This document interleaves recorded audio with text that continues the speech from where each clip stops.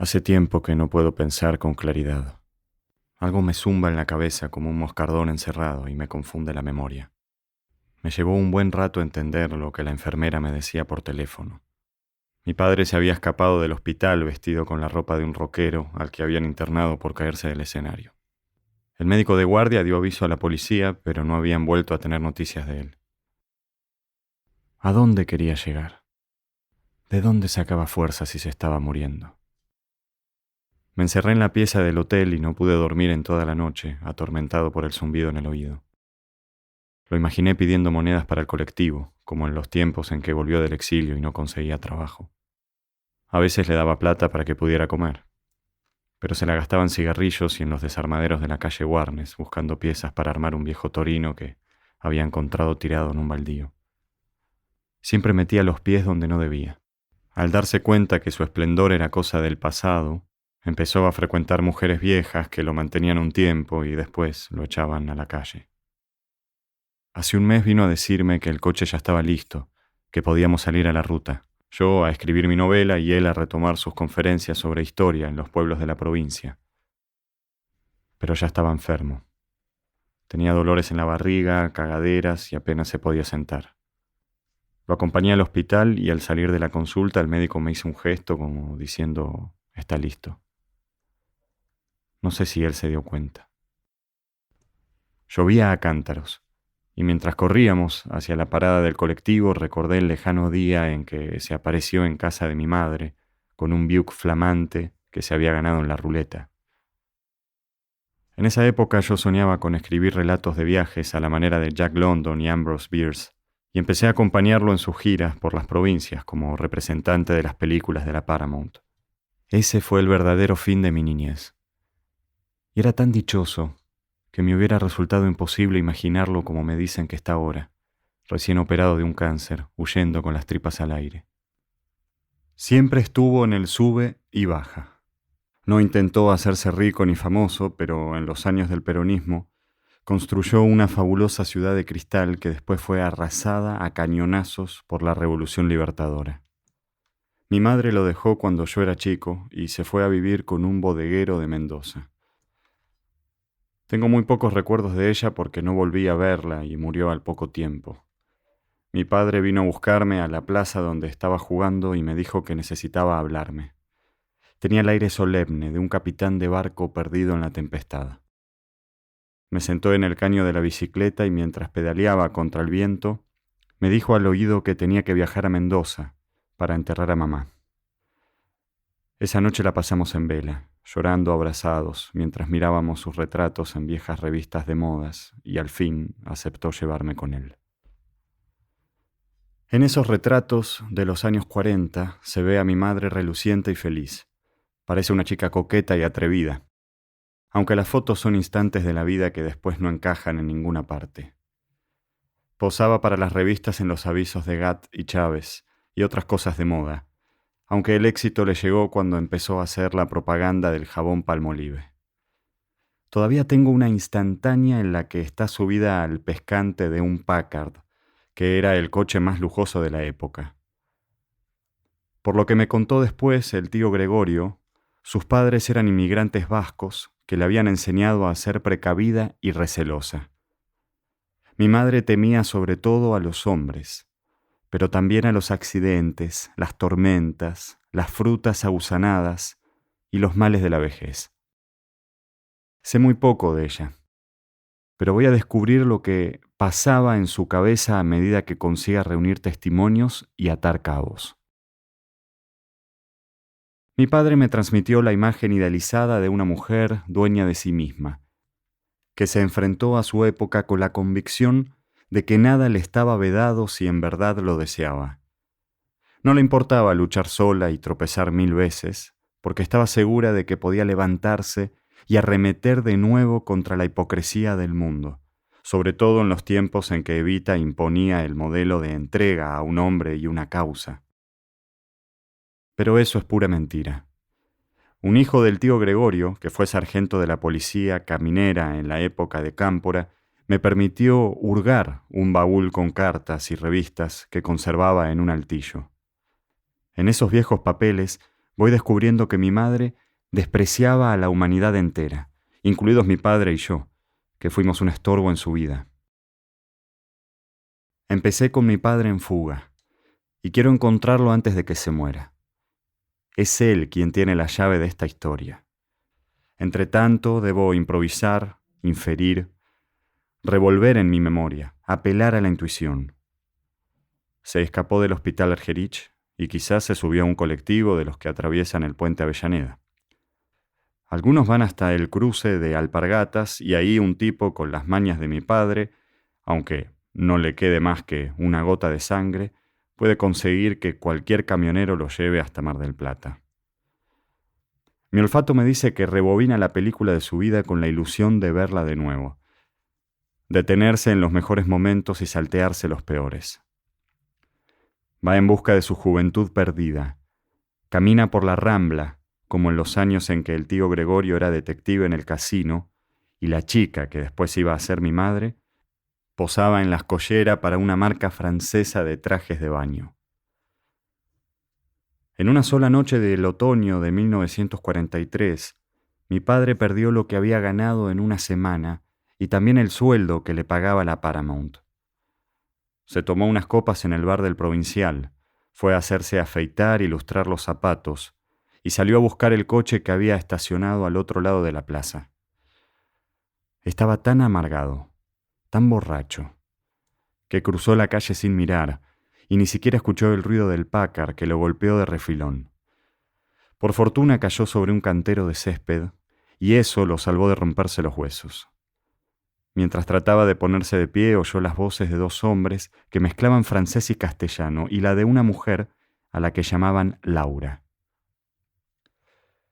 En las fotos de entonces los varones parecen mayores, con esos bigotitos finos y el peinado con raya al costado. Un joven así lo ayudó a levantarse y la chica le ofreció un pañuelo para que se limpiara las manos. El francés se retiró enseguida y mi padre terminó la noche en un lugar de copas con Laura y el tipo que entonces era su novio. Se llamaba Adolfo Garro Peña y todo el tiempo se comportó como si fuera un hombre importante.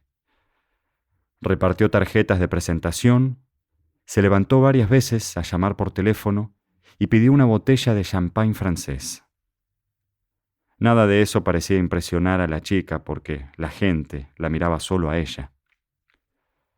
Mi padre era el único en no darse cuenta que Laura era el centro de la atención y pensaba que si se conducía como un hombre inteligente, acabaría por fijarse en él.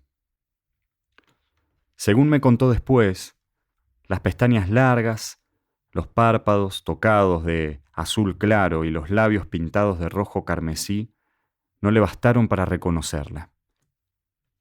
Aunque tenía que haberla visto en los afiches pegados en la calle y en las propagandas de cine.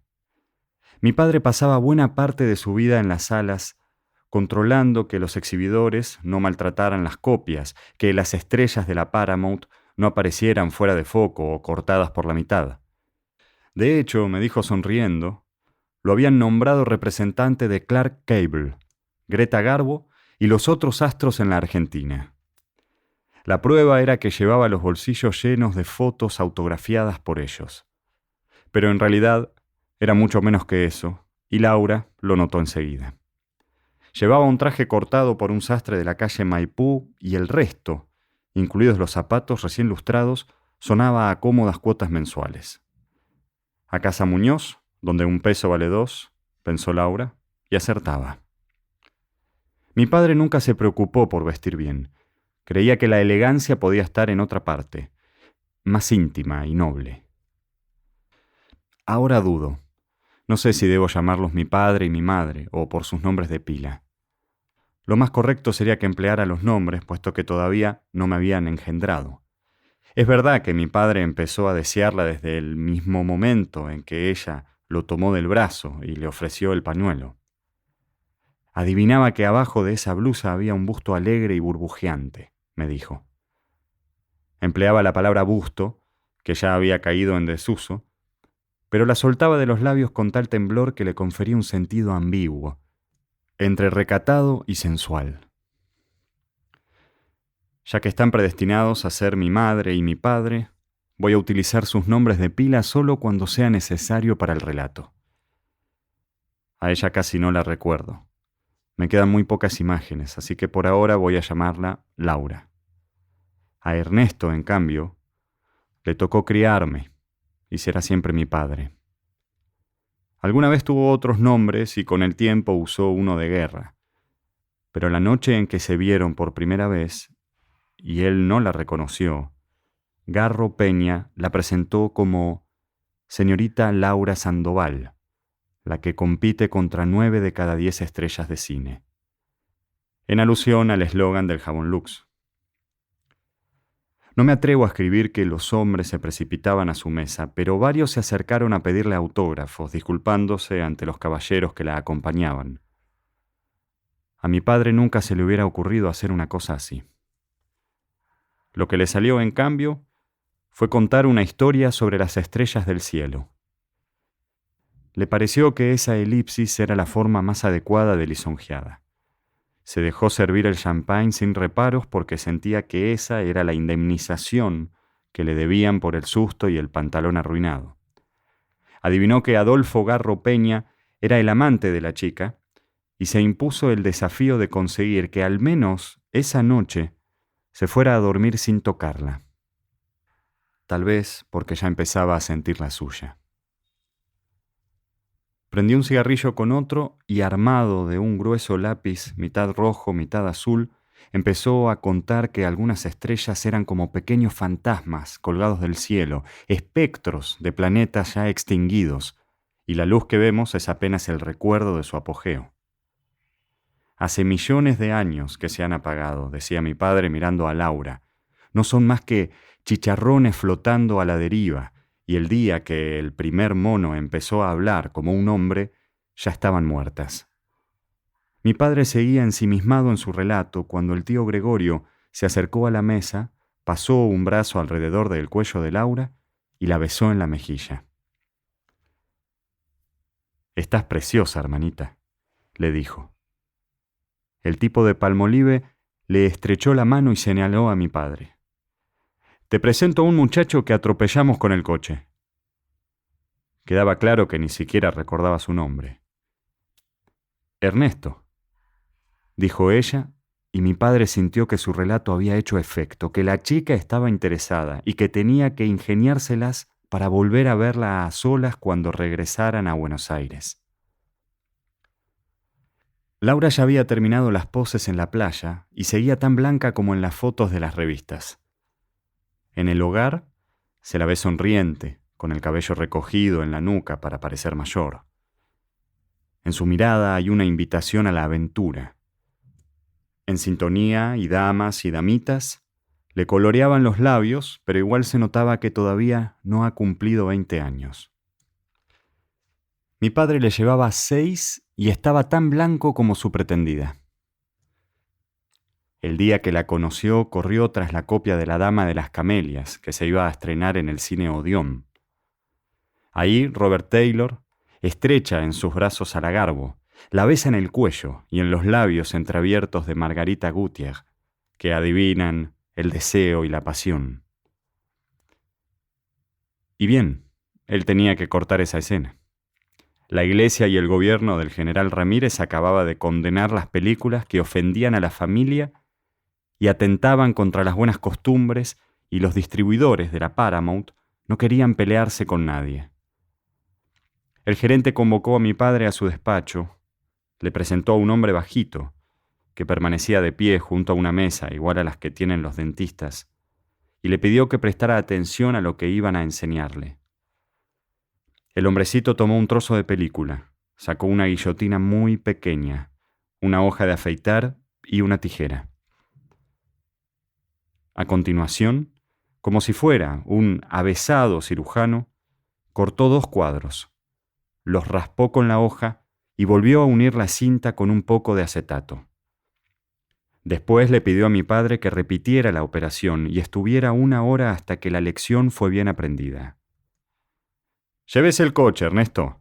Andan 4 copias sueltas por la costa y las tiene que arreglar todas».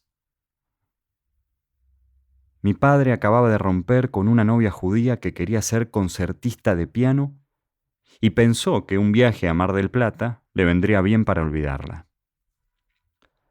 Laura, en cambio, hacía su primera visita a las playas y viajó en tren, en un camarote de primera.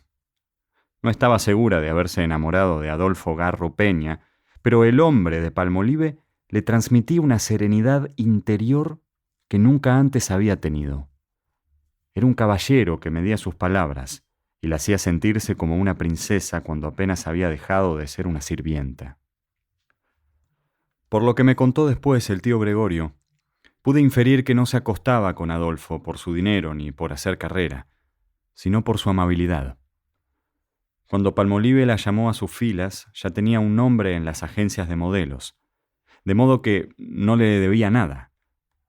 Ignoro por qué se dedicó a posar, pero sus comienzos deben haber sido difíciles. ¿Era eso o vendedora de tienda? Desde que llegó a la capital con su hermana, fue mucama con cama adentro y obrera en una fábrica de medias de Barracas. El día en que su camino se cruzó con el de mi padre, no imaginaba que iba a casarse con él, ni que Garro Peña saldría muy pronto de su vida. Menos podía saber que iba a vivir un loco romance con un basquetbolista negro de 2 metros de alto, recién venido de Tucson, Arizona.